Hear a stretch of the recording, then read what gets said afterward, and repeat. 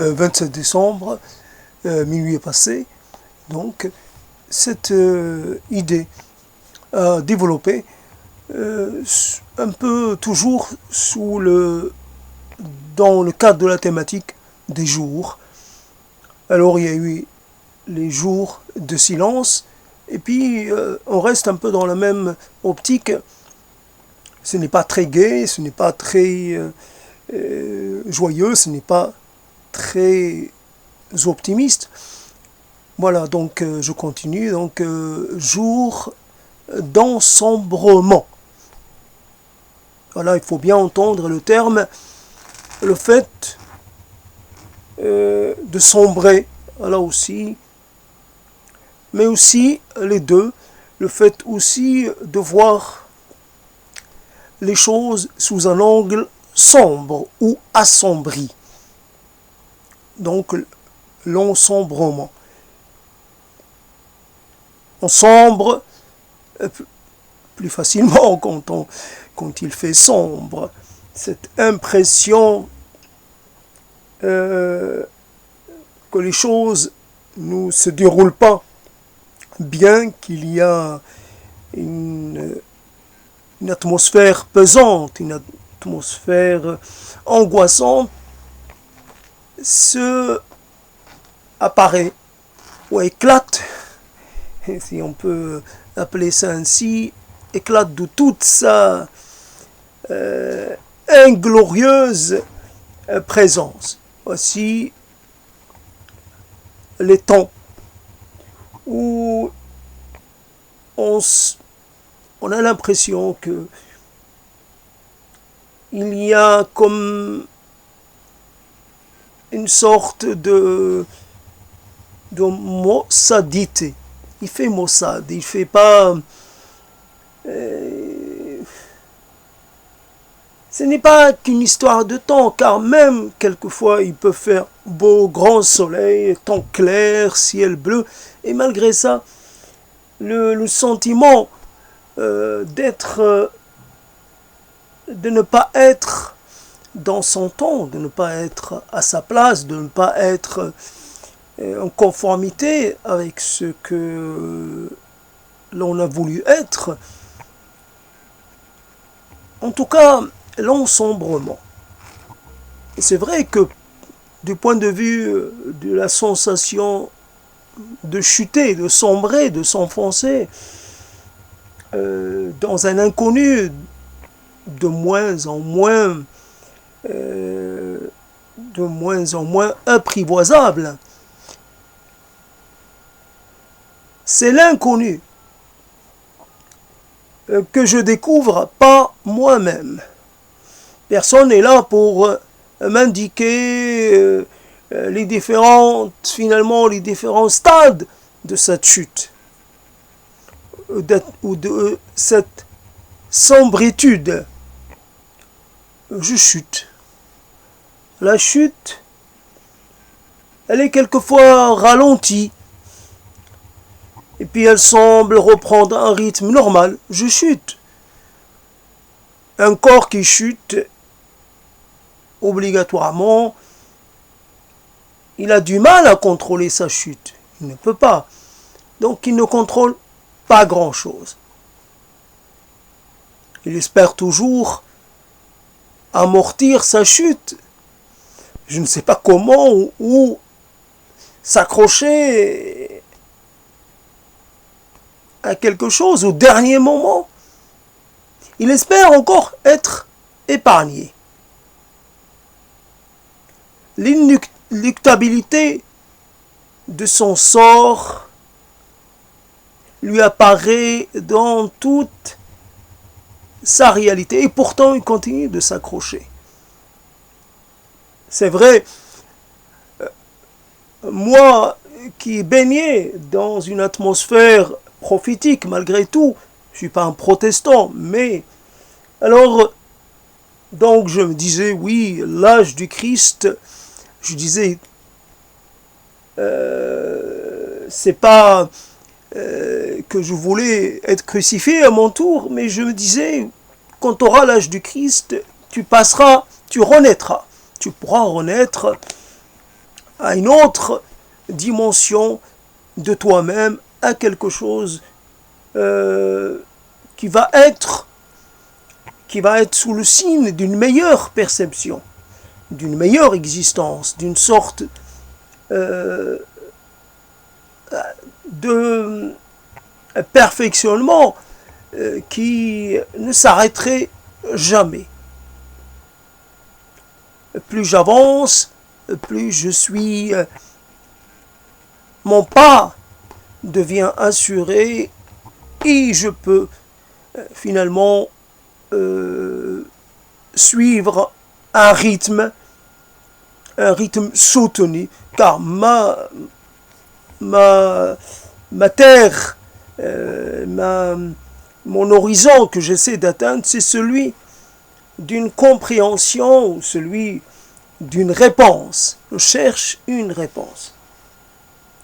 Auprès de qui, je n'en sais rien, n'ayons pas eu, j'allais dire, la présence dans mes jeunes années et même plus tard de personnes dotées d'une certaine stature, des personnes qui auraient été dans la position de transmettre. J'avais un rapport, un livre, et c'est tout. Et ceux qui m'apprenaient finalement à mémoriser ce livre, car ils m'apprenaient que cela, ils n'étaient pas dans la position du transmetteur. Ils ne transmettaient rien finalement. C'était des êtres dont on pouvait se passer. Alors, pas d'enseignants, pas de professeurs, pas d'initiateurs au sens profond du terme. Je laisse de côté le mot maître, car, comme diraient certains, ni Dieu n'est maître, ni Mélenchon, ni personne d'autre. Nous n'allons pas nous inscrire de nouveau dans cette hiérarchisation entre maître et esclave. Je ne suis pas esclave. Je n'aspire pas à l'être. Ni esclave, ni dépendant. C'est volontairement que je prête l'oreille à quelqu'un. Mais tout en gardant un statut honorable. Je ne viens pas me soumettre. Je ne serai pas venu pour adorer quelqu'un. Le savoir est quelque chose qui se transmet. Donc quelqu'un qui m'aurait appris quelque chose, il n'aurait joué qu'un rôle de transmetteur. Et simplement, la question, finalement, un guide. Un guide, c'est quelqu'un qui peut vous éviter de faire des erreurs inutiles, qui peut vous apprendre la prudence. Soit tout seul, on fait une erreur, on en fait une autre, et puis même il nous arrive de refaire la même erreur, presque indéfiniment.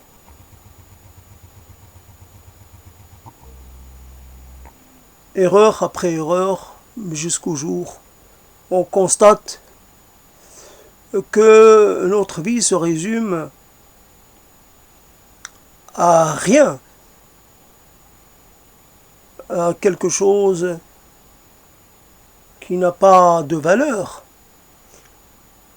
Donc la dévalorisation soit une chose à craindre. Il peut y avoir comme ça une sorte de positionnement. Je me dévalorise parce que de cette façon-là, je lutte contre le sentiment d'une trop grande valorisation. Je sens ce danger peser sur moi et pour le combattre, je préfère l'humilité à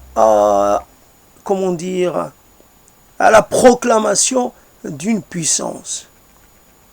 Oui, j'ai des velléités de puissance. Et donc, je dois plutôt essayer de à trouver le moyen d'équilibrer les choses entre ce qui est finalement légitime de dire, est-ce qu'il est légitime de se revendiquer, mais ce dont il est légitime de se revendiquer, et puis le reste qui n'est pas légitime, qui serait un peu exagéré, excessif. Voilà l'excès. Trop d'excès, comme le trop de confiance, comme le trop de tout, comme le trop d'attente quand on attend. Un éclaireur, voilà, ou un éclairant. Voilà, cet éclaireur ne vient pas. Ne vient pas, ne vient pas, ne vient pas. Alors, il faut y aller. À un moment donné, il faut se lancer. Et voici que cela se passe mal. Alors les jours d'ensombrement. Et bien entendu, on peut être dans une ambiance affective ou sentimentale particulière. Et puis viennent des gens qui finalement vous font un peu sortir de cette ambiance. Je ne peux pas dire vous divertissent, mais vous distraient ou vous dérangent. Je ne trouve pas le terme. Ils vous empêchent de continuer dans l'état qui était le vôtre. Après, vous essayez d'y revenir de façon assez... vous avez envie de revenir à l'état antérieur, mais vous trouvez des difficultés. C'était quoi l'état antérieur? C'était d'être prêt à recevoir le coup près. Voilà, simplement, on attend d'être mis à mort. Quelque chose avançait vers moi, un rythme que je ne pouvais deviner. Mais elle avançait, elle se rapprochait de plus en plus. Elle n'allait pas m'exécuter comme ça de façon définitive, elle allait m'infliger un coup d'une sévérité, d'une intensité jamais éprouvée auparavant. Un coup d'une nature toute nouvelle. Et puis elle va me laisser comme ça vivre cela et déguster ce poison jusqu'à m'en imprégner totalement. Et puis après elle viendra récupérer son dû. Évidemment, elle me trouvera totalement anéanti, incapable d'esquisser le moindre geste, incapable de la repousser. Oui, la mort trouvera la tâche facilitée. Les jours d'ensombrement.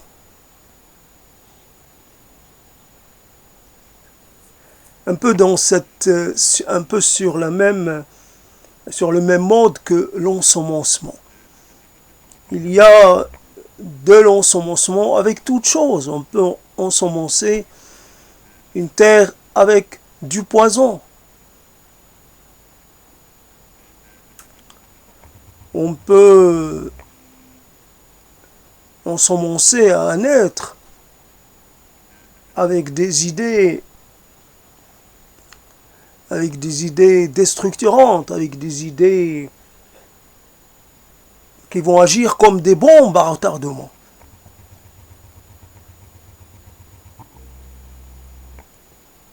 Oui, ça se déclenche à un moment particulier. Bombe anti-bonheur, anti anti-satisfaction, anti-apaisement. Ça se déclenche. Et ça fait des dégâts. Ça tue pas, mais ça blesse grièvement. On est atteint dans sa dimension la plus espérante. Je ne peux plus finalement avoir un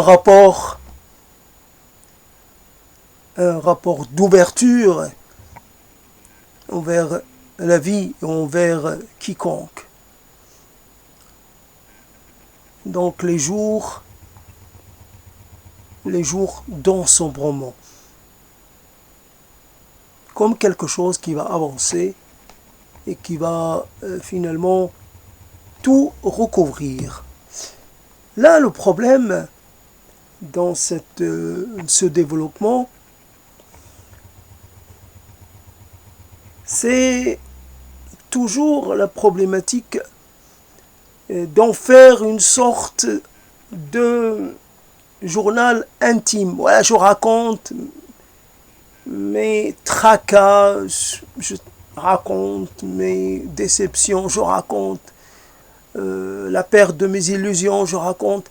Ce n'est pas très littéraire, je veux dire, ce n'est pas très intéressant. Comment rendre cela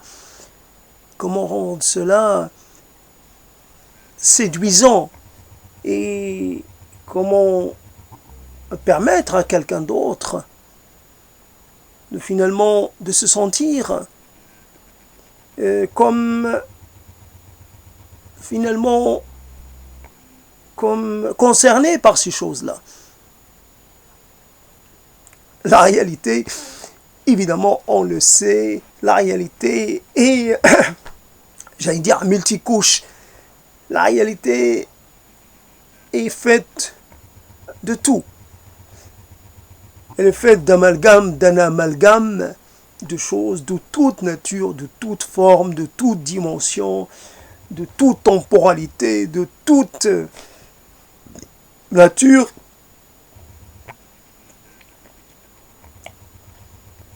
Quand on essaie un peu de segmenter, en disant voilà, jour de tristesse, jour d'ensombrement, en fait on sait qu'on fait là quelque chose de purement artificiel.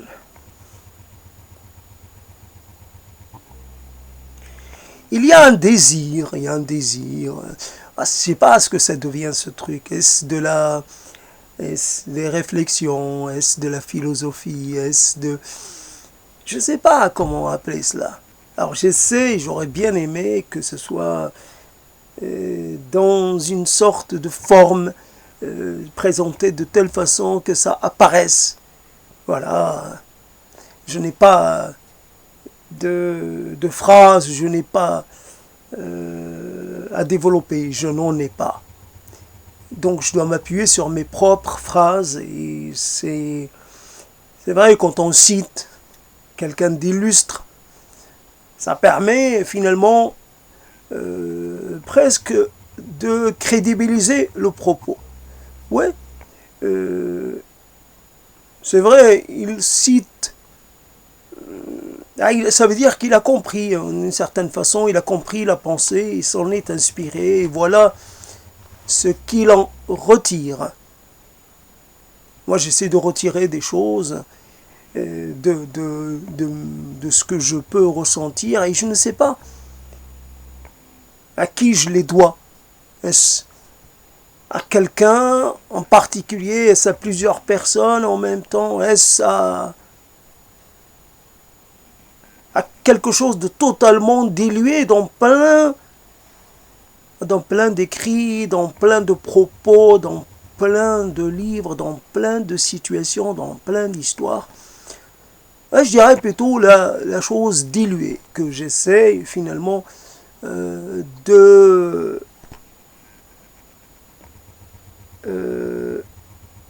j'essaie de densifier, voilà,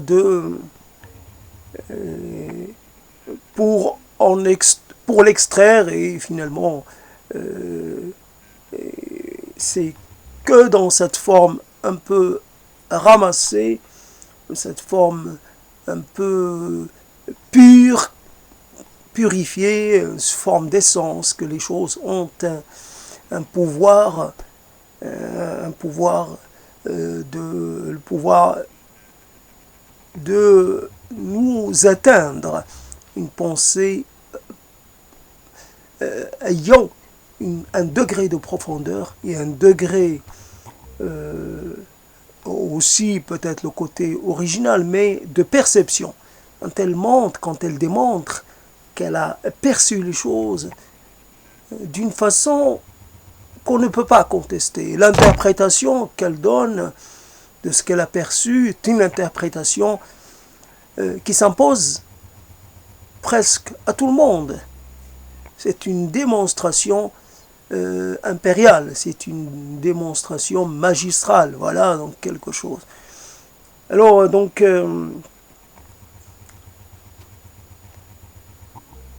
simplement, on est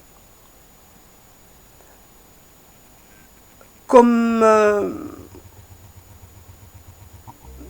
je sais pas, on n'est pas un, on est plusieurs en même temps. Donc, peut-être un et, mais aussi beaucoup plus que un. Peut-être plusieurs à habiter dans le même corps. On peut finalement cheminer sur plusieurs sentiers où c'est là je suis finalement ou être en train de visiter des lieux différents. Là, c'est une forêt sombre, un peu, comment dire, comme une forêt fantôme, un peu qui sent la mort, qui sent la décomposition. Puis, à côté ou un peu plus loin, c'est une forêt qui semble vivante, qui semble toute pleine de force de vie. Voilà, donc quelque part, voilà, on peut, ça m'est arrivé, j'étais assez interloqué par une forêt dans laquelle il y avait aussi des sortes des sortes, comment on appelle ça, comme des voiles de mousse, enfin, ou non, le lichen ça fait pas des voiles, mais comme voile. Et la forêt, il suffisait de toucher une branche pour qu'elle se casse immédiatement. Je ne sais pas à quoi c'est dû. La forêt était vivante, certainement, mais elle était très fragile. Donc, peut-être qu'elle était mourante. Je n'en sais rien. Bon, en tout cas, il y avait ces voiles je ne sais pas ce que c'est que j'ai oublié. Alors, donc, mais c'est pas le plus important. Voilà, donc ce que je dis, c'est ça repose sur une perception réelle. Voilà, donc quelque part, alors on pourrait mentir parce qu'on surdévelopperait une partie de la réalité. Et la réalité, il faut aussi l'aborder dans son intégralité. Si tant est que si cela est possible. Mais à la décomposer, à la traiter en parties, sous-parties, sections, sous-sections, il y a là une sorte de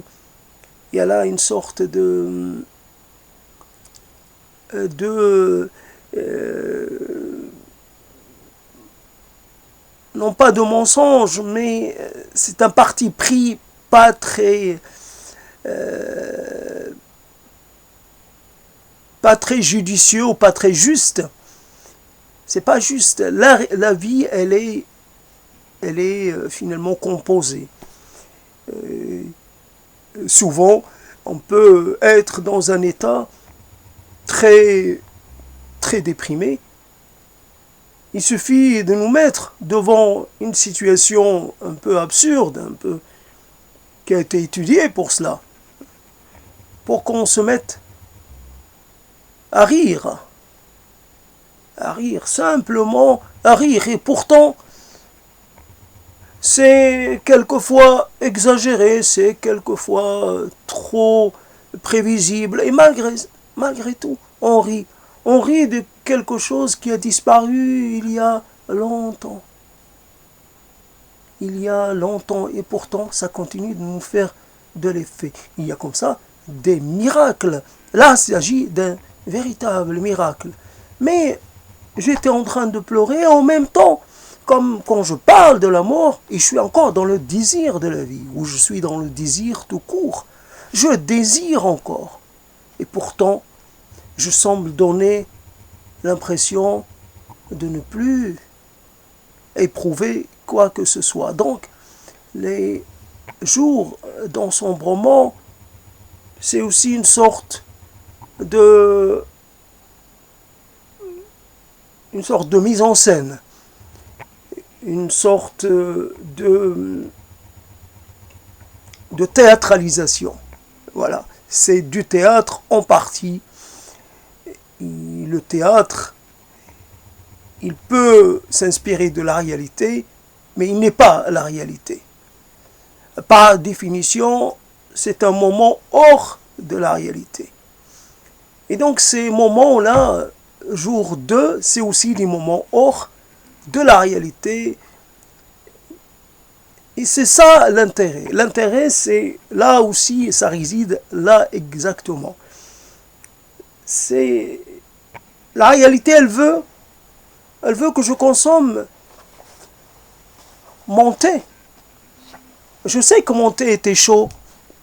Là, il est en train de se refroidir.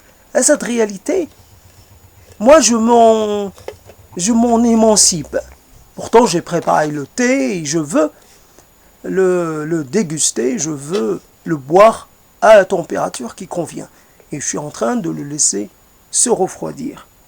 Donc, la réalité est que dans la journée, je n'aurais prononcé aucun mot. Oui, bien sûr, les nombreuses choses qui me traversent l'esprit, souvent je ne les nomme pas.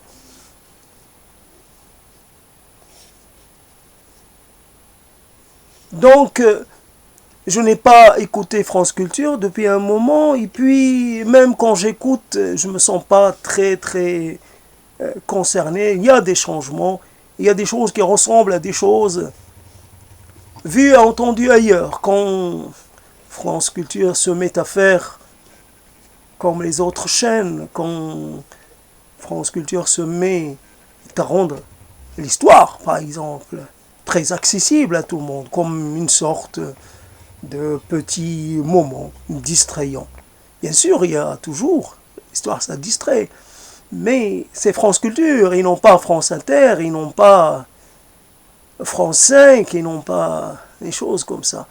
Alors, il y avait là, France Culture avait la possibilité finalement de discuter, d'échanger ou à distance, à sens unique évidemment.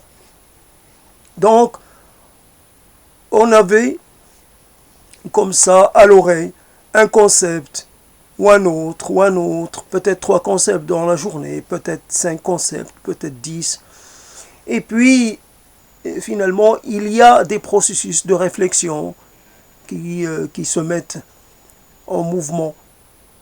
Mais quand on n'écoute pas France Culture, quand on fait que regarder la télé, qu'on lise même, qu'on lise des articles, l'article, ça ne vous fait pas réfléchir de façon conceptuelle en général. Ça vous fait réfléchir sur des choses, j'allais dire, qui ne demandent pas très grand approfondissement. Je reçois l'information, finalement, je la pèse un peu, je lui donne quelque part une estimation, puis je l'arrange.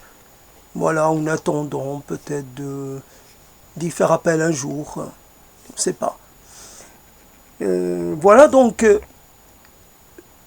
en fait, jour dans son moment sombre, dans le silence. On peut contester Dieu.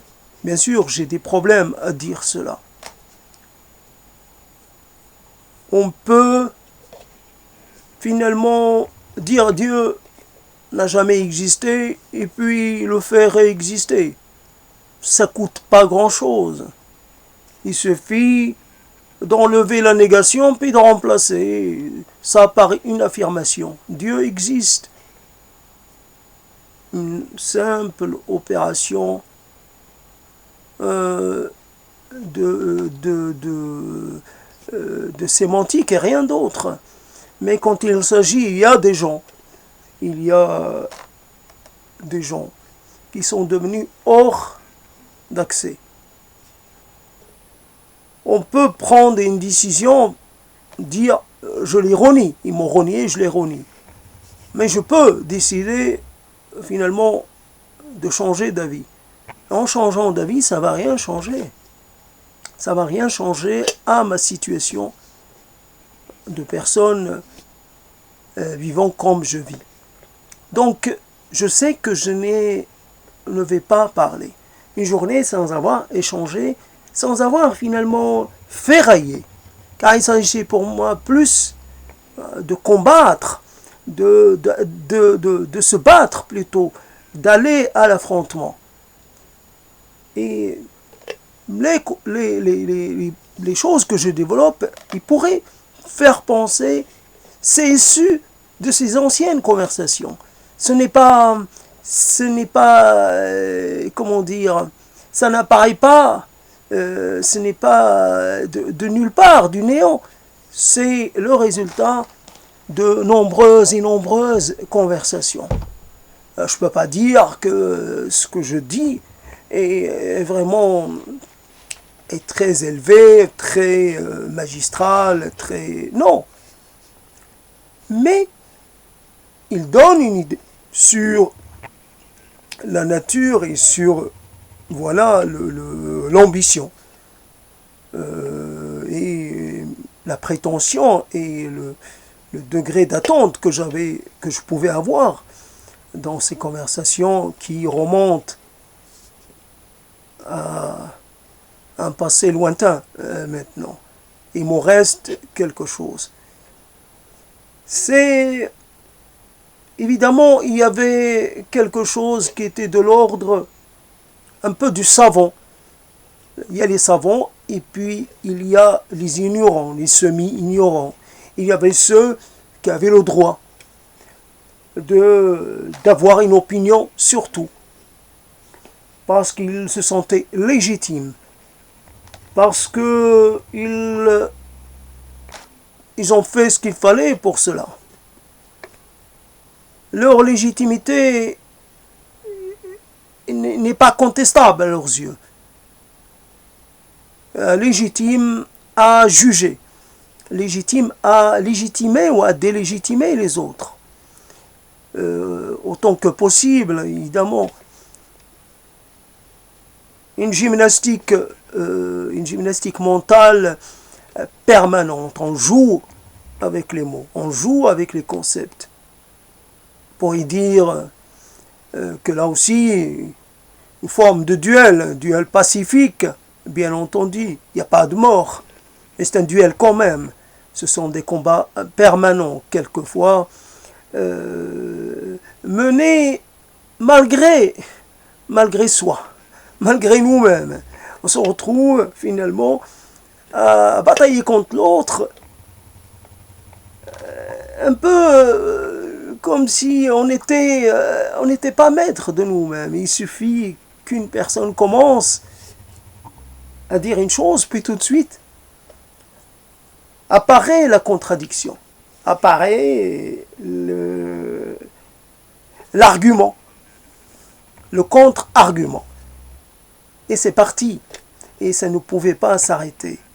Ou alors ça s'arrêtait parce que faute de matières premières, faute d'arguments, les choses finissaient toujours par se tarir. Donc ce n'était pas non plus quelque chose qui pouvait durer éternellement. Voilà donc la chose. Alors, les jours il y a comme une bataille, non pas contre les autres, mais une bataille que je sais perdue d'avance.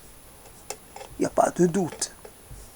Chacun, et j'ai des exemples à l'infini dans ce domaine, perdu d'avance contre le temps et contre l'adversité, contre le temps adversaire. Mais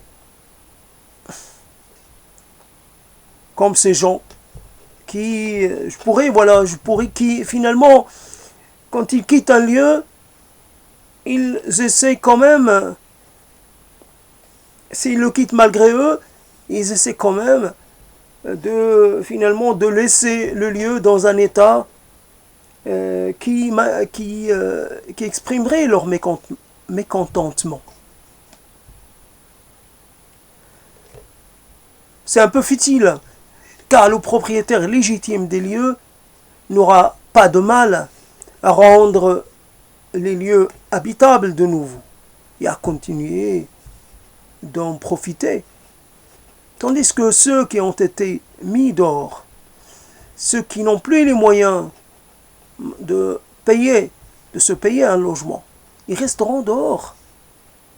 Ils ont perdu quelque chose qu'ils ne pourront plus récupérer. Voilà, quand on perd la vie, on aura beau laisser derrière soi des textes, des fragments, des mots, toutes sortes de choses. On aura beau maudire et maudire. Alors Dieu, où es-tu? Moi je suis du parti du diable. Je suis parti de celui qui a décidé d'entrer en rébellion. Je suis un rebelle. Et tous les rebelles, finalement, suivent leur auguste et le premier d'entre eux, le rebelle, qui a décidé de ne pas suivre la loi du Père peut-être. Je ne sais pas quel était son statut, quel était son degré de proximité avec Dieu, mais en tout cas, voilà. Mais ça ne sert à rien, ça sert strictement à rien, car on le sait, qu'on soit croyant ou pas, comme on dit, tout ce qui vit est périssable et finalement est mortel. Il ne restera que Dieu. Un Dieu par définition, qu'il existe ou qu'il n'existe pas. La chose existe de par le fait qu'elle remplit un vide, qu'elle joue un rôle. Comme ces gens qui ne se connaissent pas de Père, qui n'ont de cesse de rechercher un Père, qu'il soit réel ou fictif, qu'il soit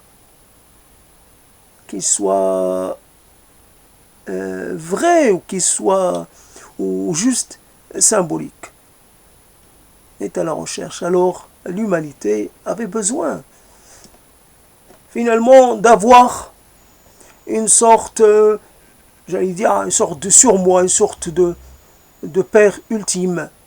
Bon, c'est pas une mère, c'est un père. Enfin, a priori, on ne sait rien, mais a priori, dans plein de langues, c'est du genre masculin. Mais a priori, Dieu doit être au-delà des genres. Dieu ne se limiterait pas à un genre. Il est Dieu, il est finalement celui qui inclut tous les genres et que nous connaissons et d'autres genres que nous ne connaîtrons jamais. Alors voilà donc l'idée. C'est intéressant, c'est productif, c'est inspirant d'avoir un Dieu. Et puis après, quand on n'a pas de Dieu, finalement, on n'a rien à contester déjà. Comme cette histoire qui voudrait, ou cette légende, que pour pouvoir finalement acquérir une personnalité à soi, il faut se développer contre quelqu'un. contre son père, contre son grand frère, contre un autre adulte. Il faut s'opposer. On a besoin d'avoir Dieu pour pouvoir finalement au moins lui faire des remontrances. Dieu, pourquoi? Pourquoi tu n'as pas voulu intervenir? Dieu, les Syriens t'adorent. Il n'y a peut-être pas de Syriens qui nous reconnaissent ta souveraineté ou ton existence. Et pourtant, tu les laisses. Aujourd'hui, hier, et sûrement demain, il y a des gens qui sont réduits à rien, à n'avoir rien, à tout perdre. Ceux qui s'étaient déjà réfugiés, loin de chez eux, et qui sont obligés de nouveau de partir en exode. Comment peux-tu accepter cela? Comment peux-tu tolérer cela? Est-ce que tu ne fais rien parce que tu considères qu'ils sont tous dans l'erreur? Qu'ils n'ont rien compris, etc. Que tout le monde. Alors évidemment, on va dire oui.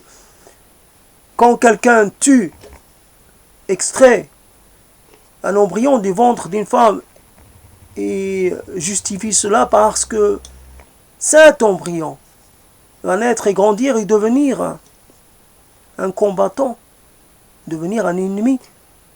Donc on agit bien en amont et on met fin au danger.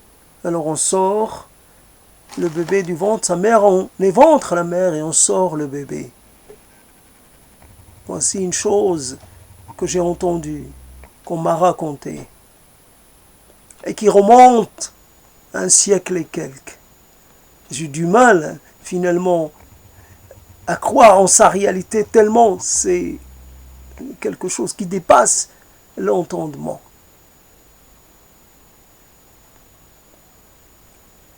Quand on croise une femme enceinte, on a peur, on s'écarte. De peur, finalement, de donner un coup de façon involontaire. Il y a là quelque chose qui s'impose à nous. Alors, de là à finalement, quand on fait cela, en toute conscience, oui, Dieu, il peut présent. Voilà. Donc, on constate plus son absence, on pourra dire il est occupé ailleurs.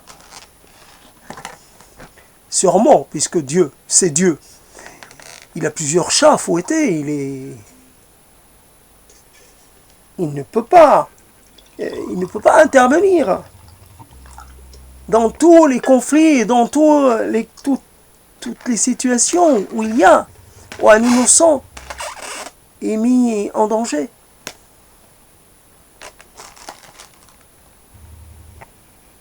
Peut-être qu'il compte sur ses intendants. Peut-être qu'il compte sur nous. Voilà donc comment on peut tenter. On introduit non pas de l'eau dans son vin, mais on introduit,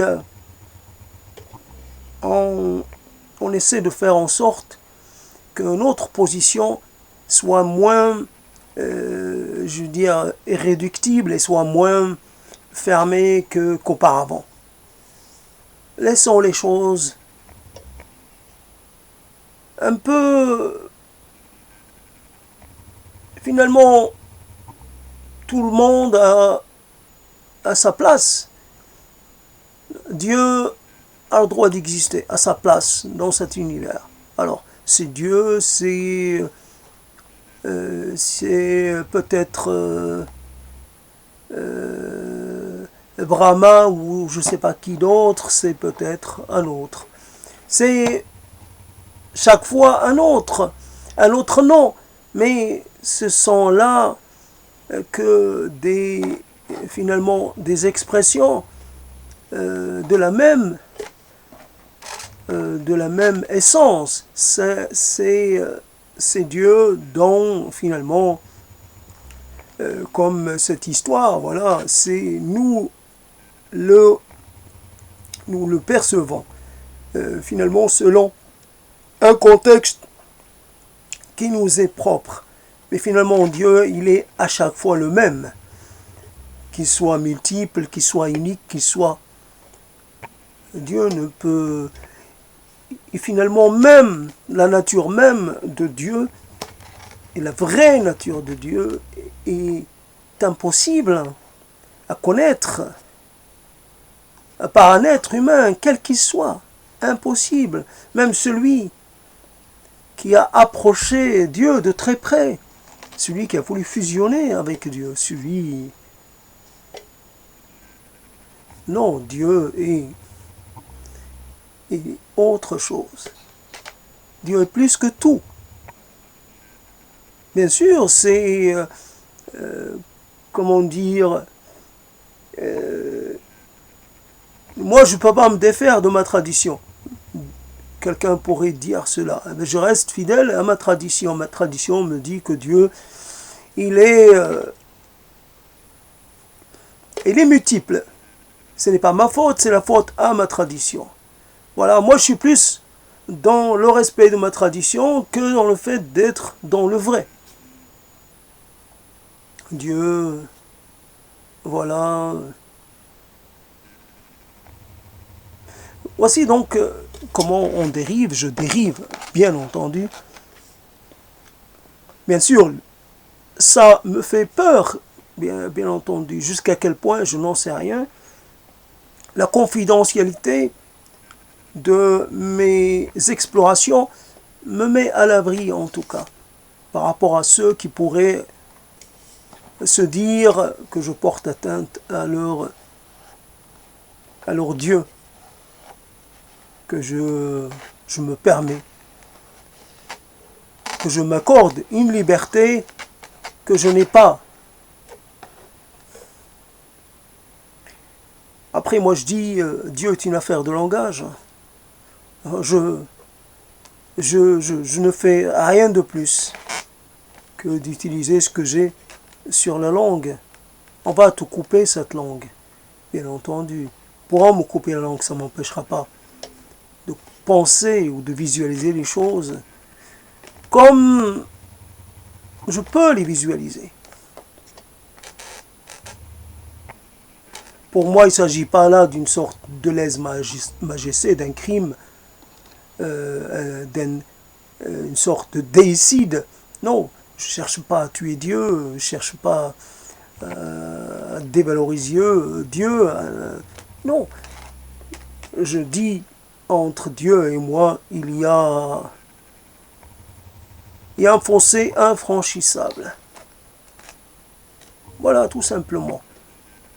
Évidemment, cette idée, elle s'enracine dans une lecture comme ça, dans le cadre de la science-fiction. Et je m'en suis inspiré, réinspiré. Bien sûr, c'était logique. Mais ça présentait Dieu, mais une fois ça présentait Dieu comme encore dans un stade enfantin. Mais il y avait aussi dans cette œuvre de science-fiction et cette idée, cette différence de dimension. Et je pourrais même dire cette différence de nature. Simplement par un simple constat, tout ce qui est de plus basique. J'ai eu accès au monde des fourmis de façon assez, j'allais dire, assez marginale.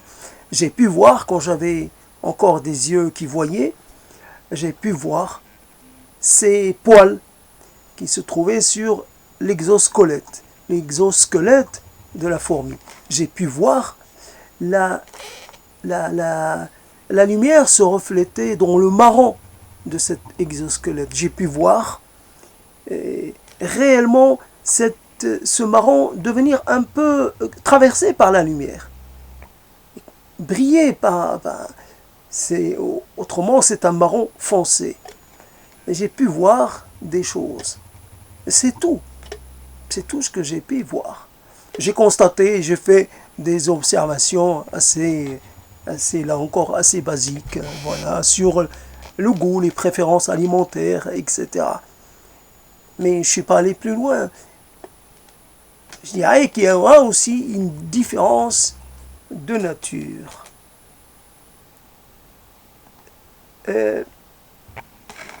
On apprend aujourd'hui que il y a un langage, il y a ceci et cela, on pourrait demain, mais faut-il passer toujours par le langage? Alors le langage, on dit que le langage peut être là aussi plus olfactif, plus utilisant d'autres sens que celui de la parole, celui de la voix, celui passant par les ondes sonores. Pourrait, voilà, donc on parle beaucoup des phéromones, etc. Donc c'est plus dans l'olfaction. Voilà, donc nous on a ce langage, on a un langage visuel, on a plein de langages. On ne s'en rend pas toujours compte.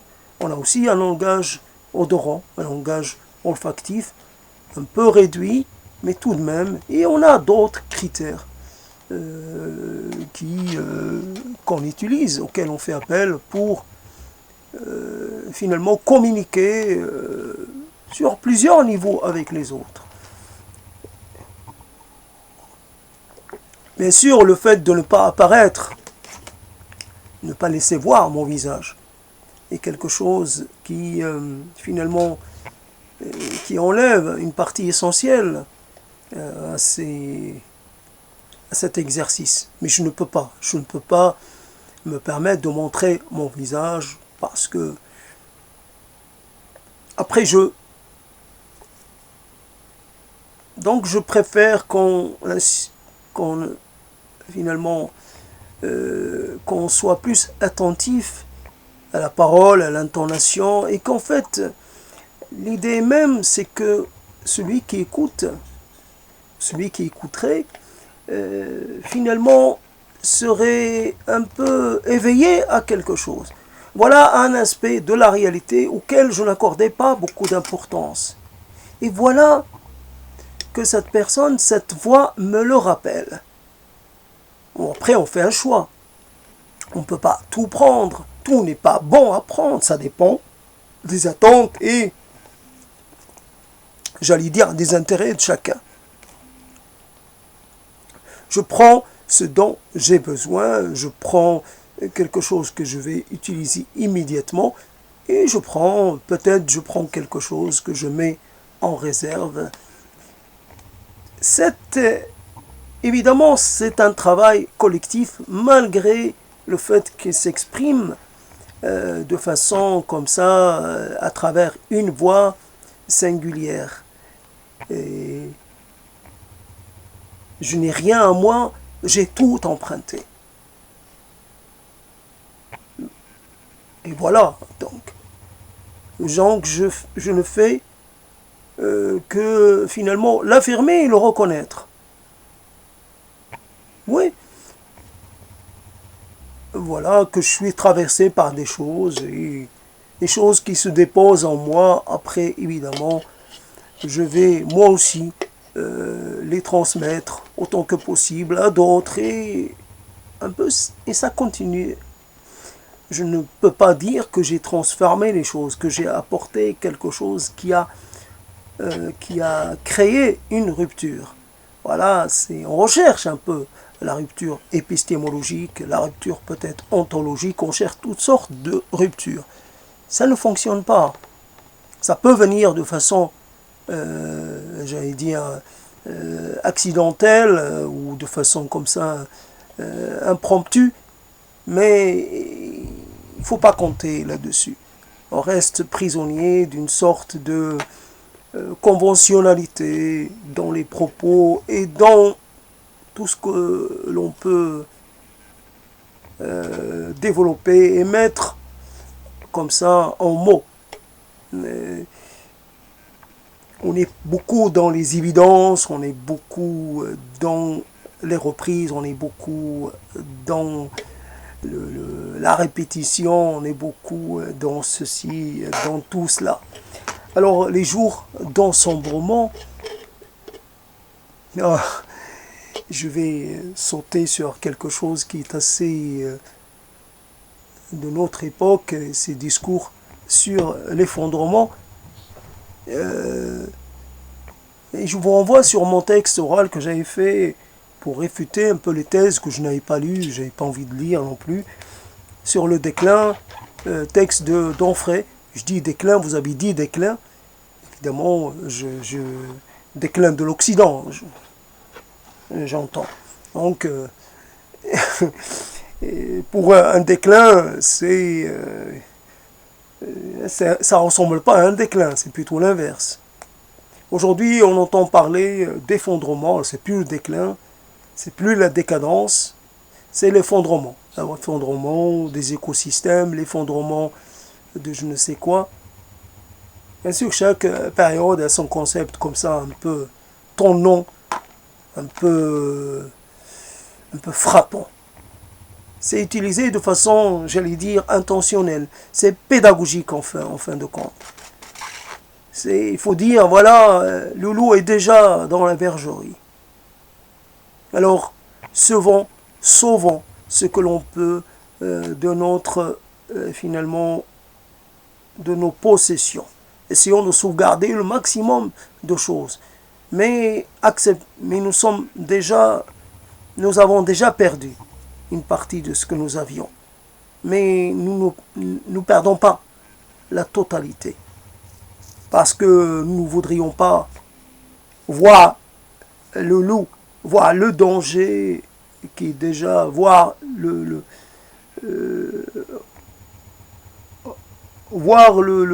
la mort, voir la décomposition, voir la chose à l'œuvre. Nous essayons finalement peut-être de ralentir cela ou quelque chose comme ça.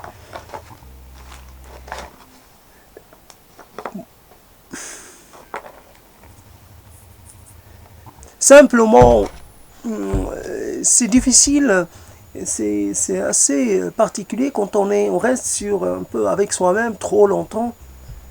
Il y a besoin d'aller chercher des respirations.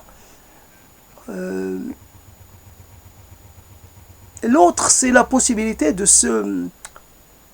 s'aérer les idées. C'est uniquement un peu, j'oublie, un processus un peu un processus intellectuel ou un processus perceptif et j'oublie, je passe à un autre. Mais finalement, je vais finalement puiser en moi-même. Cette chose, je l'ai en moi-même, mais je ne vais pas y faire attention si je reste continuellement avec moi-même. Je dois finalement l'éveiller, je dois la faire réémerger grâce finalement à la participation, grâce à la collaboration involontaire de l'autre. L'autre simplement, il peut me faire de nouveau aimer le monde, mais par un biais totalement impensable de lui-même. Il aura contribué à me rendre le monde de nouveau acceptable, de nouveau, respirable, de nouveau. Ou alors, ça peut être totalement l'inverse, ça peut être un mélange des deux. De toute façon, si j'ai affaire à quelqu'un, je ne reviendrai pas dans le même état d'esprit qu'auparavant. Il y aura un changement, j'avais envie de dire une altération, mais une altération bienvenue, ce n'est pas une altération négative. Il y aura une réorientation. Voilà, une divergence, là encore, bienvenue.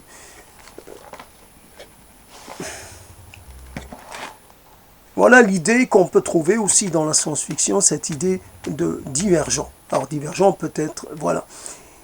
Divergent et non pas convergent.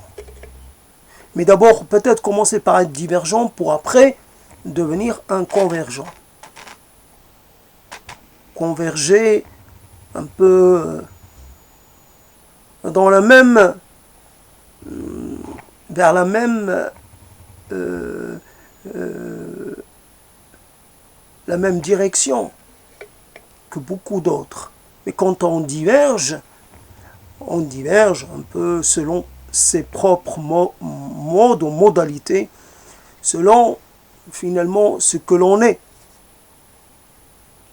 Il y a quelquefois où on est attentif à quelque chose et l'autre à côté, lui, il est peut-être divergent comme nous, mais il est attentif à autre chose, il réagit par rapport à autre chose.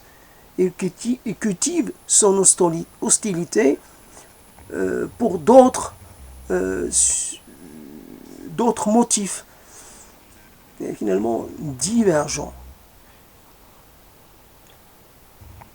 La divergence, c'est tout à construire. Là, vous n'avez pas une société divergente qui est prête à vous accueillir. Vous devez créer votre mode de vie, créer votre société du point de départ jusqu'à la fin. La totalité. Ce n'est pas pour faire, pour un peu rivaliser avec Dieu, non, pas du tout. C'est juste que vous n'avez pas le choix, vous êtes forcé de le faire. Vos propres valeurs, vos points de référence, vos préférences, vos choix de vie, les choses, vos priorités,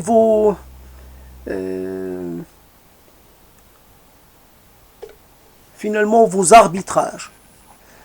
Voilà donc comment on peut dire les choses. Alors, le terme de l'ensombrement a sombré. Finalement, au milieu de ces mots, il s'est perdu. Voilà, journée d'ensombrement, mais finalement, c'est tout le thème de l'ensombrement qui finalement n'arrive plus à rester à la surface. Il sombre lui aussi. On peut aussi, là, pour des tas de thèmes qu'on a envie de traiter, on peut les perdre en cours de route. Non pas pour laisser un chemin, pour pouvoir finalement s'orienter si jamais on a envie de rebrousser chemin. Là, il s'agit de partir sans s'assurer de rien. Pas de petites pierres semées tout au long du chemin. C'est vers l'inconnu et vers encore plus d'inconnu que je me dirige. J'ose faire cela. Évidemment, aujourd'hui, ayant franchi une sorte de seuil dans cette quête qui finalement s'est révélée infructueuse. Alors, évidemment, par petits bouts, par petits glissements, on récupère la figure de Dieu malgré tout.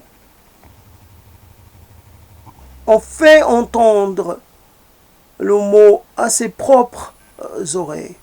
Voilà un mot qui était banni. Dieu n'avait pas droit de citer. Oui, était exclu. Ah, il y avait une sorte d'ostracisme, une sorte de mise en théopie. Je sais pas, finalement, une hostilité envers Dieu. Mise théopathie, ou en tout cas vers le théos. Comment on pourrait dire, comment cela est composé, évidemment, je sais pas, il faut revenir au grec, et je n'ai pas le grec, donc je sais pas. Mais en tout cas, il pourrait composer un terme comme ça pour décrire cette situation. Aujourd'hui, Dieu, de nouveau, est invité à rejoindre notre assemblée. D'abord, il est là en qualité d'observateur. Pour l'instant, il est en train de faire connaissance, de savoir qui est là. Et après, sûrement, il prendra la parole. Sûrement, il voudra défendre son point de vue. Sûrement, il voudra affirmer sa légitimité, et évidemment. Après, donc cette peur, et en même temps, il disait oui, je peux finalement me délester de Dieu pendant un certain temps. Je sais que ce n'est que provisoire.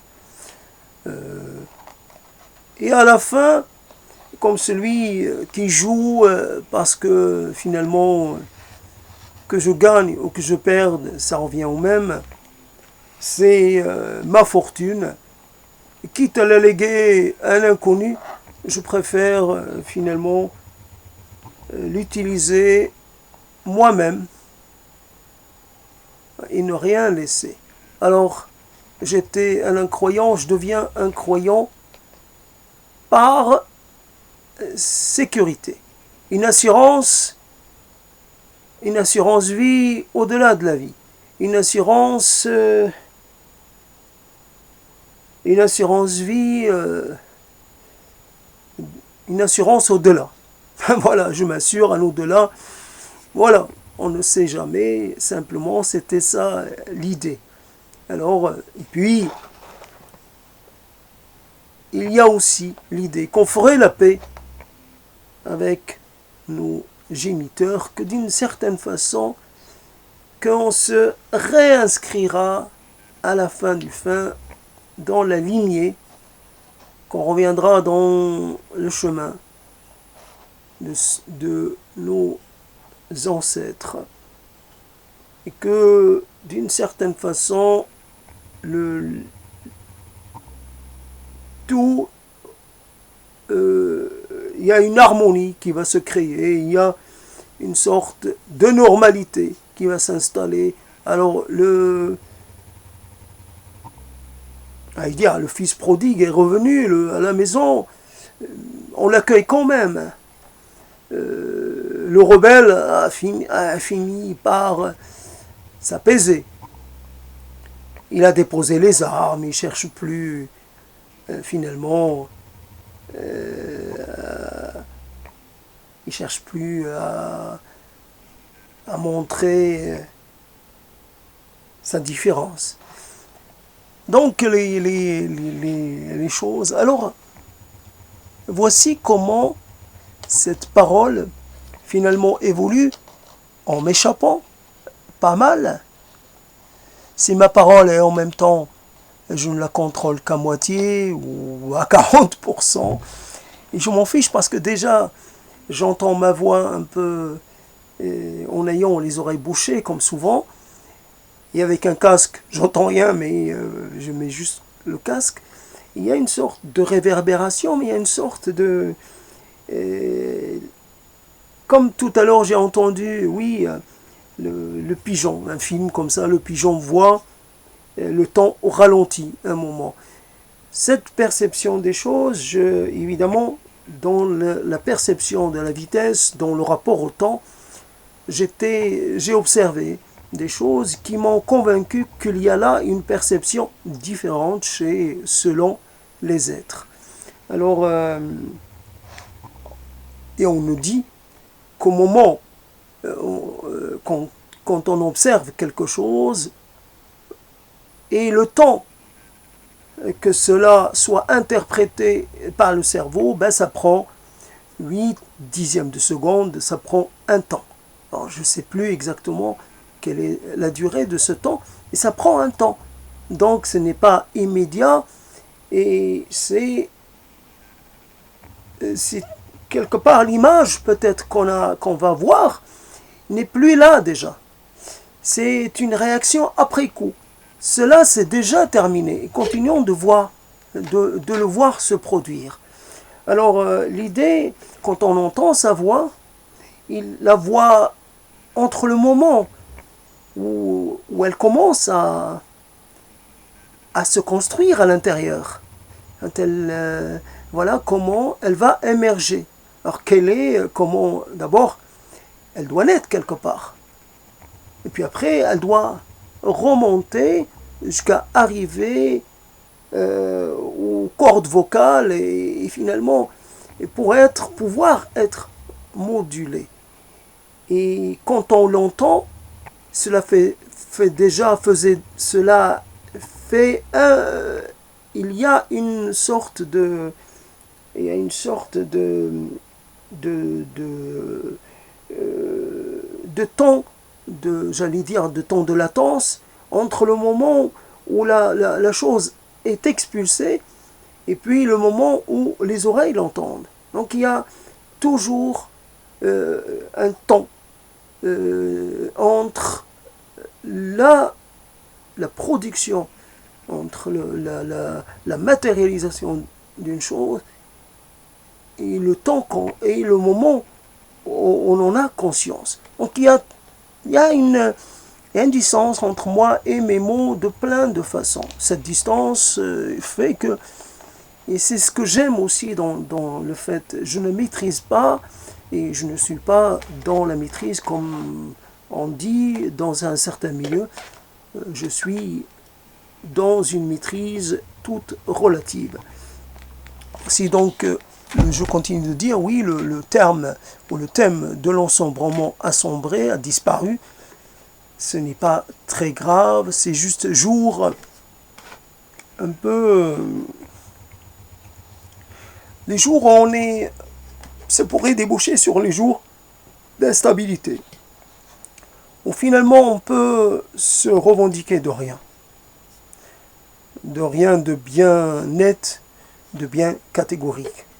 On passe d'une dimension à une autre, on passe d'une affirmation à une autre, on passe d'une perception à une autre, etc., etc.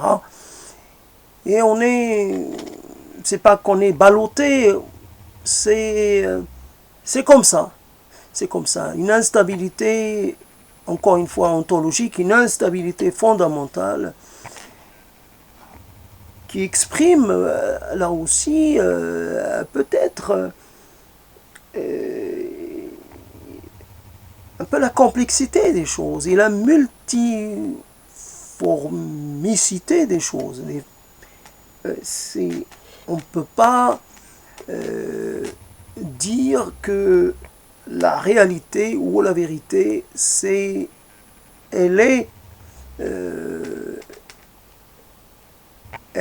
comment dire, elle suit un processus, l'émergence, elle suit un processus plutôt qu'un autre. Elle peut suivre plusieurs processus. La vérité n'est pas toujours dans le raisonnement et finalement dans la logique et elle peut naître à partir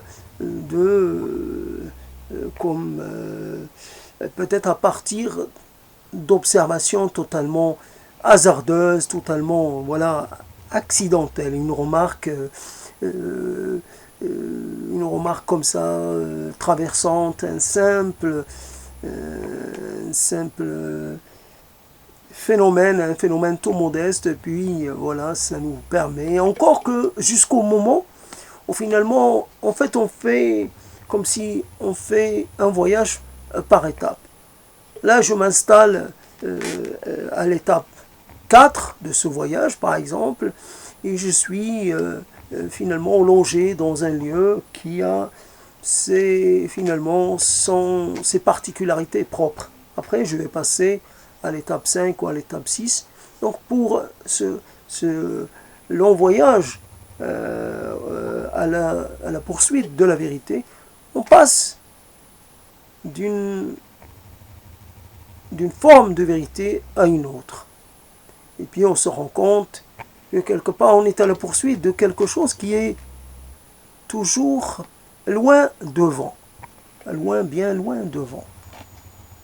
On ne peut pas la rattraper. On trouve, quand elle passe quelque part, elle laisse des indices. Mais ce n'est pas suffisant. Donc, on veut vraiment la rencontrer et la toucher, et peut-être la sentir, la goûter, la réalité ou la vérité a besoin d'être finalement expérimentée de la façon la plus... Voilà donc comment je vais finir. La réalité est que le thé est très tiède maintenant et que finalement, voilà, je ne vais pas le réchauffer.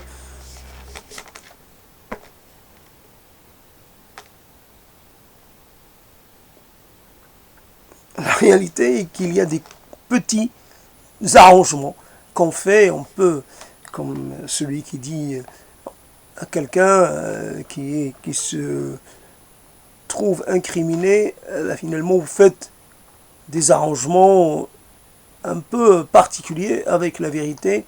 On fait des arrangements avec soi-même. On prend une chose. Quand il n'y a pas de témoin, on fait n'importe quoi. On va remettre de l'eau, on va boire du thé qui n'est plus finalement, qui n'a plus tellement le goût du thé.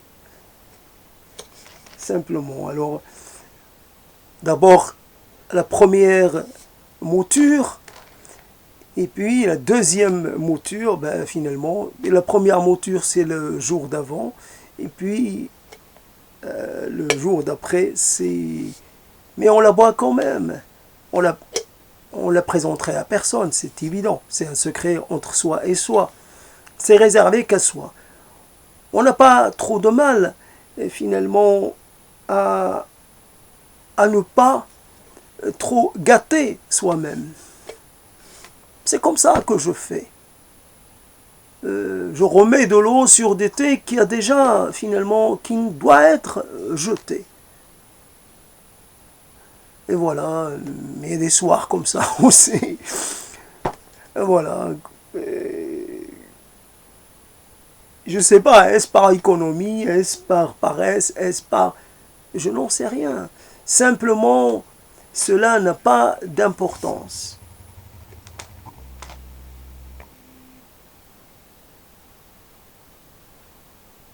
Cela n'a pas d'importance. Et je ne sais pas, quand il y avait ces détectives qui faisaient de la déduction un peu express, qui déduisaient des choses totalement ahurissantes à partir d'indices vraiment très peu concrets. Voilà, donc on pourrait dire, je rentre chez quelqu'un, il n'allait jamais dans la cuisine ou dans la salle de bain, etc. Il ne voyait pas. Quand on fait des économies sur le savon, que par exemple, on va utiliser un savon jusqu'à la dernière limite. Même quand le savon, il devient fin, très fin, ultra fin. À la rigueur, on pourrait réserver ces restes et finalement les faire fondre et leur donner une forme de savon utilisable facilement. Non, on va frotter le plus délicatement possible pour ne pas casser ce savon devenu ultra fin et donc ultra friable, ultra fragile. Et pourtant, dans le confinement et dans la sécurité et dans finalement dans le secret de chez soi, ça coûte pas énormément un savon. On ne le fait pas parce que on respecte la nature, parce qu'on ne voudrait pas gâcher. On le fait parce que on a appris à le faire. On l'a vu faire, on l'a vu comme ça chez quelqu'un et puis on a continué de le faire et on peut se retrouver comme ça. Et voilà, comment on pourrait dire, il y a des indices comme ça qui ne sont pas des indices extraordinaires. C'est des choses totalement, j'allais dire, insignifiantes. Et c'est dans l'insignifiance Et c'est dans les éléments insignifiants que réside une partie de la vérité de l'être. Et c'est dans cette histoire, là je reviens sur les accommodements que l'on fait avec soi-même. Accommodement avec, quand on mange quelque chose qui est déjà un peu en train de pourrir. On enlève le bout qui est touché, et puis on mange. La chose qu'on n'aimerait pas que la voir chez quelqu'un d'autre. On voit quelqu'un ramasser un fruit qui est un peu abîmé, on trouve ça comment dire, et pourtant on fait la même chose. Alors on essaie de rattraper parce qu'on a laissé un peu pourrir la chose, on n'a pas géré finalement nos besoins comme il aurait fallu. On est toujours un peu dans un rapport et on mange des choses là aussi, des choses qui pourraient nous faire du mal. Mais on préfère prendre des risques énormes pour ne pas gâcher. On va dire, tiens, 100 grammes de viande. Je mets ma vie en jeu pour 100 grammes de viande. Voilà, c'est une chose. Alors là, j'allais dire, je ne sais pas pourquoi j'ai entamé ce petit développement. En tout cas, quand je parle là de choses, on pourrait parler des choses un peu équivalentes, mais qui se passent dans le domaine de l'esprit, et qu'en fait, quelquefois, ça nous arrive de perdre tout savoir. Des choses évidentes qu'on connaît depuis une éternité, et quand on est un peu au manque de vigilance,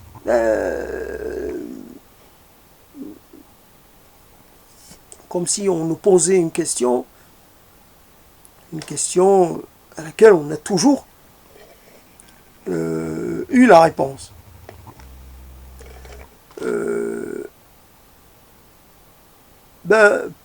Moment de vide.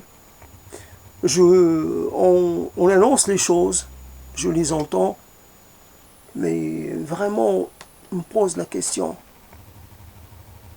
Est-ce que c'est moi ou c'est autre chose?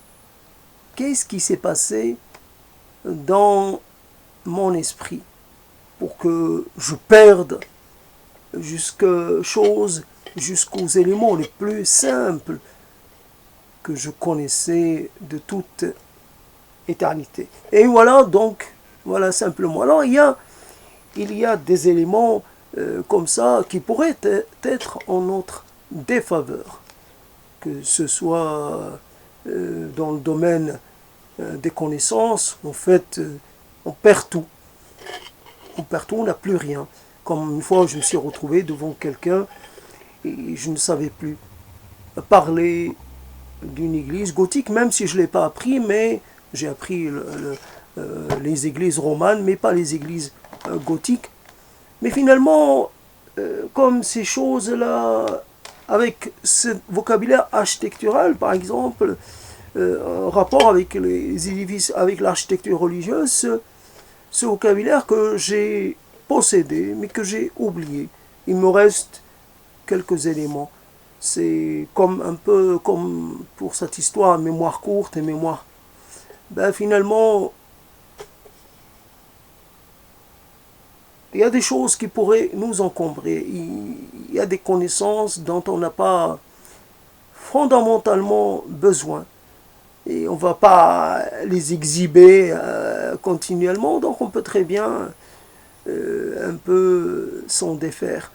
Et donc par rapport à ces arrangements qu'on fait avec soi-même, parce que fondamentalement on n'est pas sûr de notre vrai rapport aux choses. Il y a déjà une question par rapport à notre dépendance par rapport à ces choses-là et à la chose et finalement et à notre manque de clarté. Il y a quelquefois la manifestation d'une résistance, d'un refus face à certaines obligations. Je mange, pourquoi je mange? Pourquoi je dois finalement manger de la chair morte, en quelque sorte? Pourquoi je dois manger régulièrement? Pourquoi manger me fait du bien? Pourquoi je suis tenu par mon ventre? Pourquoi je dois, pourquoi, etc. Là, c'est des questions assez simples, il faut le dire. Mais c'est pas parce qu'elles sont simples qu'elles ne sont pas, qu'elles perdent leur légitimité ou leur droit à être reposées. Voilà donc, je me suis éloigné parce que finalement, j'avais besoin de clore la journée par une prise de parole et de marquer la nuit par ma voix. Et finalement, j'éloigne le silence comme quelqu'un pourrait exécuter un rituel pour éloigner les esprits malveillants. Moi, j'éloigne le silence malveillant. J'éloigne un peu quelque part, je conjure un peu la mort sous toutes ses formes. Je la repousse un peu le temps, pendant un certain temps. Pas pendant très longtemps, mais pendant un certain temps. La mort, elle se tient à l'écart. C'est vrai, je n'ai rien fait d'extraordinaire. Alors, mais comme je ne laisse rien de matériel, j'aimerais bien laisser quelque chose à quelqu'un, ou je sais pas à qui, mais en tout cas, je pourrais avoir pour devise un olivier, mais un olivier, ou pas pour devise, pour image préférée, pour symbole, un olivier. Cet olivier a bien changé depuis. Finalement, lui aussi, il a divergé. Il s'est divisé, comme divisé. Quand je l'ai connu, il était assez ramassé.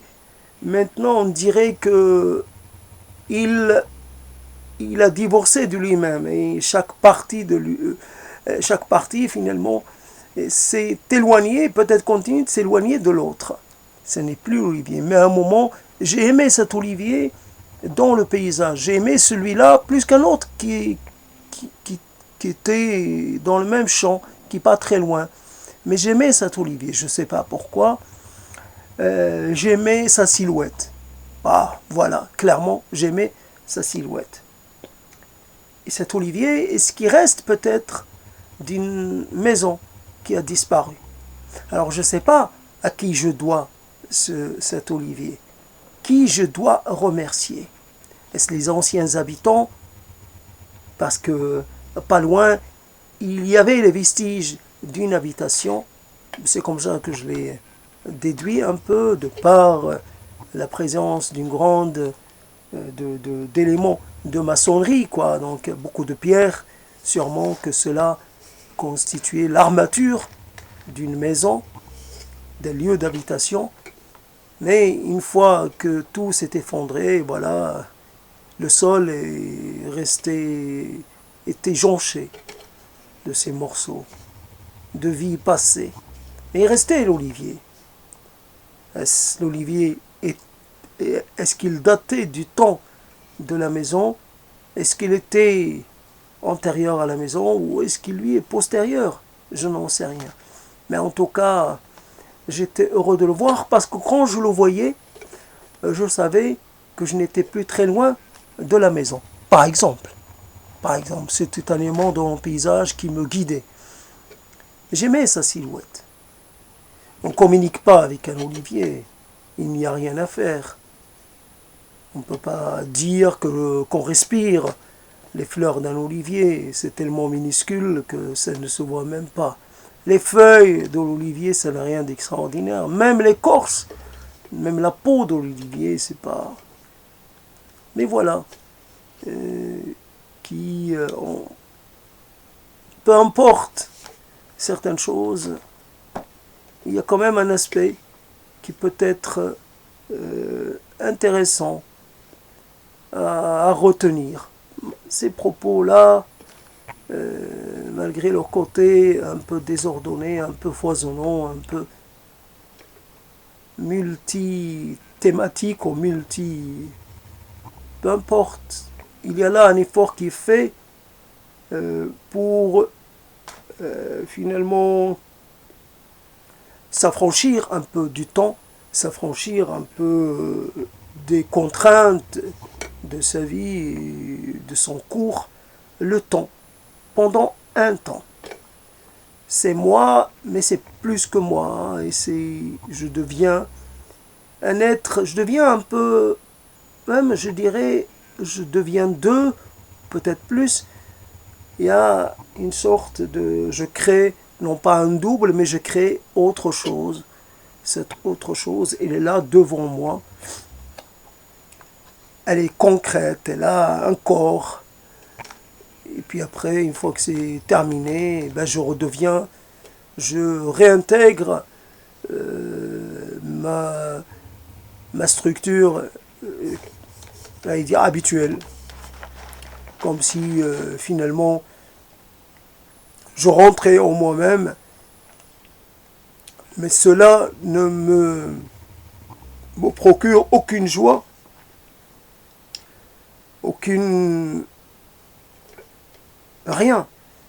Je ne suis pas intéressé de revenir en moi-même. J'aimerais pouvoir finalement me libérer de ce corps, de cet esprit et de la totalité de ce que je suis. Peut-être... et donc je disais, oui, tout à l'heure je parlais des prophètes, je finis avec ça. Les prophètes, maximum 40 ans. Il faut dire, évidemment, que l'espérance de vie était assez... n'était pas celle de notre temps. Donc, prophète à 40 ans, c'était le maximum. Est-ce que moi je peux être prophète à 60 ans? Pourquoi pas? Et je n'ai rien à dire. Je n'ai pas de message. Je ne reçois rien du ciel. Le ciel ne me parle pas. Je ne vais pas me mettre à mentir, à prétendre que j'ai été investi de quelque chose. Non, rien. Je cherche pourtant. Je cherche, j'attends, j'espère. Mais si ça devait venir, ça devait ne pas se réaliser, ce ne sera pas grave. Peu importe. La carrière de prophète n'est peut-être pas la carrière comme on l'imagine, peut-être pas si glorieux que cela, si spécial que cela peut être, que ça comporte. Ces parts d'ombre, ces parts de silence, ces parts... ouais, un prophète. Et puis qu'est-ce que je pourrais annoncer? L'effondrement qui arrive, d'autres le font à ma place, bien mieux que moi. Certains ne font que cela.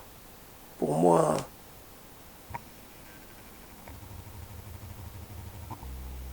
c'est juste qu'il faut nourrir les questions, qu'il ne faut pas cesser de se questionner et de questionner les autres, qu'il ne faut pas se contenter des demi-vérités ou des vérités toutes faites ou des approximations. Il faut pousser un peu la curiosité, évidemment, et et un peu commencer à taper à la porte de Dieu.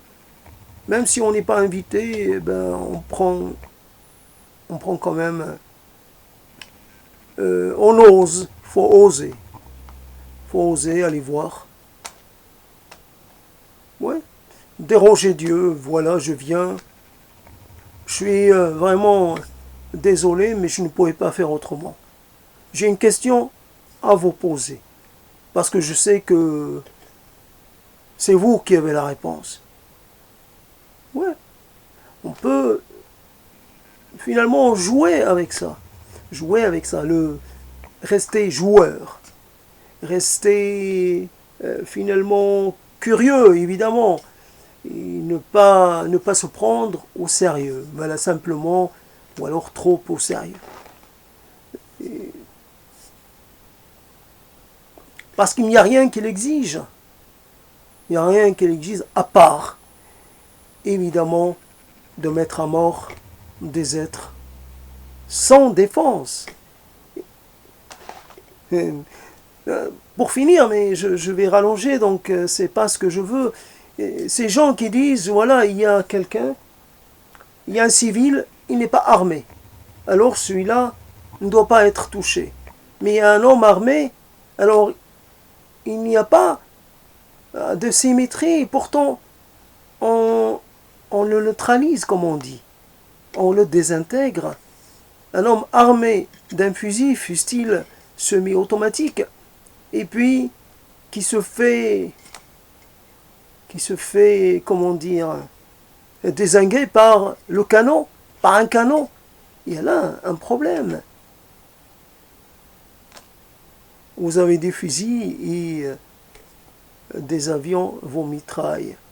Puis il y a une chose quand même à dire. Tous les dieux, finalement, tous les dieux ont failli, sans exception, parce qu'ils ont laissé exister les lance-flammes. Aujourd'hui, on réagit quand on voit quelqu'un s'immoler. Mais il fut un temps où le lance-flamme était régulièrement utilisé. Et je pense qu'on n'a pas renoncé à cette arme. Aujourd'hui, on dit qu'on renonce aux armes bactériologiques, aux armes chimiques. Mais qu'en est-il de ce type d'armes à projection? Quand on laisse aucune chance, quand on asperge quelqu'un avec des matières inflammables, il ne peut pas en réchapper. Mais quelle cause, quelle légitimité peut-elle justifier cela? Dieu ne peut pas admettre cela. Aucun Dieu ne peut admettre cela. Quand on fait l'expérience universelle à travers tous les temps, à travers tous les lieux, on met son doigt de façon accidentelle, on l'expose à un feu, et un feu modeste comparé à celui du lance-flamme.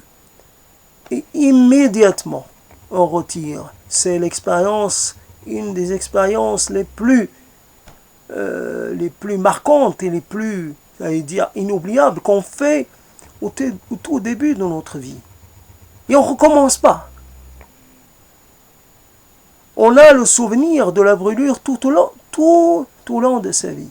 Et on ne recommence pas. Ce qu'on fuit, c'est toujours le feu. Même un feu d'une intensité très basse. Alors quand il s'agit d'un feu qui peut vous embraser entièrement, comme ça, d'un seul coup, en vous faisant évidemment mourir.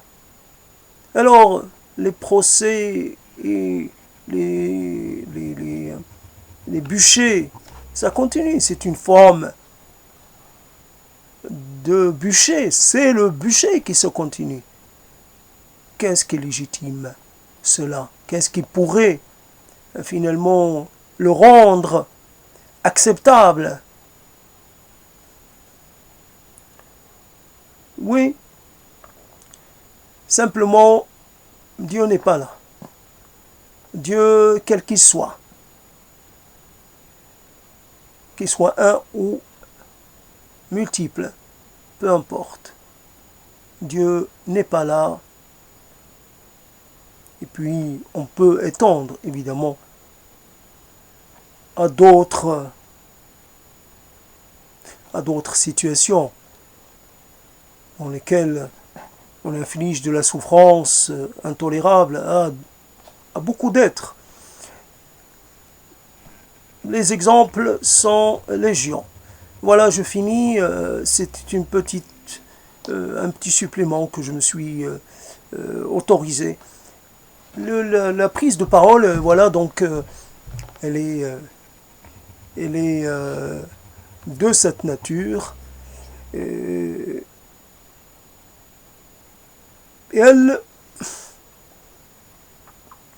va où elle lui semble peut-être intéressant d'aller. Elle n'a pas besoin d'être poussée, elle y va toute seule. Voilà, quelque part, dès que j'ai l'image du lance-flamme, ça y est, obligé finalement de parler et de passer un moment avec ça. Je suis devant l'intolérable et je dois quand même le regarder. Je vois un homme partir comme ça. Je ne l'entends pas hurler parce que je n'ai jamais entendu ce type d'hurlement. Sûrement, il doit y avoir un hurlement d'une intensité incomparable. Dieu, sauvez-moi. L'enfer est évidemment ici et de ce monde et ici bas. On en a déjà des exemples à foison.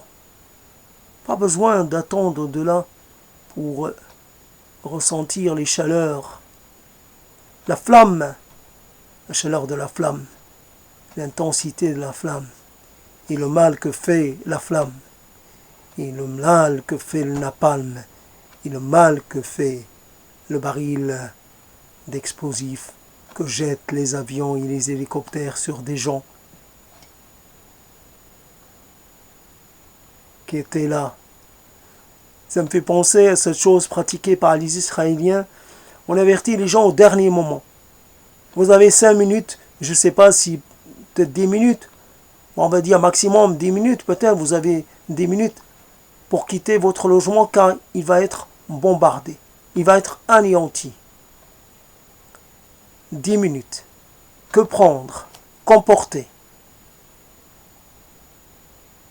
10 minutes pour tout quitter. On choisit de faire quoi? Mais quand vous avez un baril qui arrive dans un hélicoptère, vous ne savez pas sur qui il va tomber, sur quelle maison, sur quelle famille,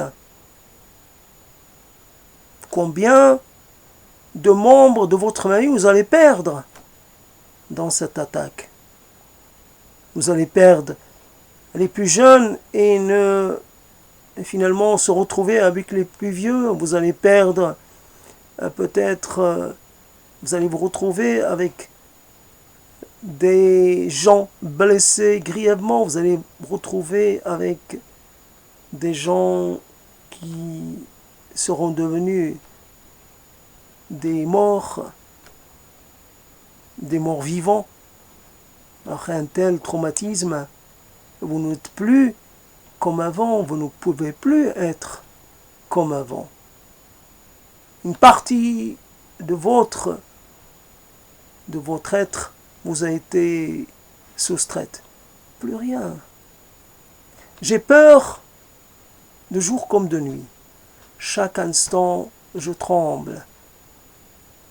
À chaque bruit, je tressaute. Chaque fois, je me dis, c'est la dernière fois que je vois ma mère, que je vois ma soeur, que je vois mon frère. C'est la dernière fois qu'on mange ensemble.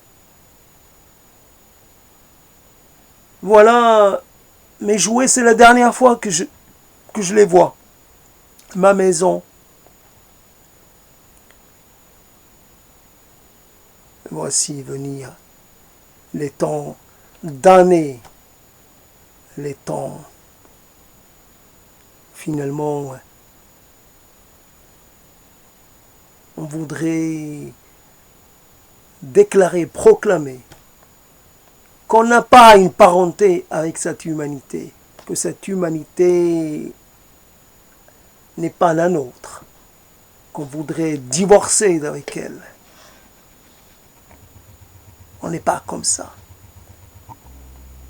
On n'est pas comme ça.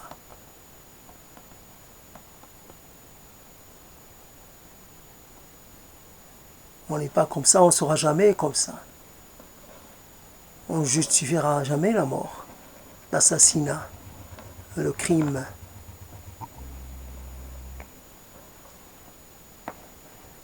Voilà, et c'est une manière de lutter contre cette défaite, cette résignation, une manière simplement de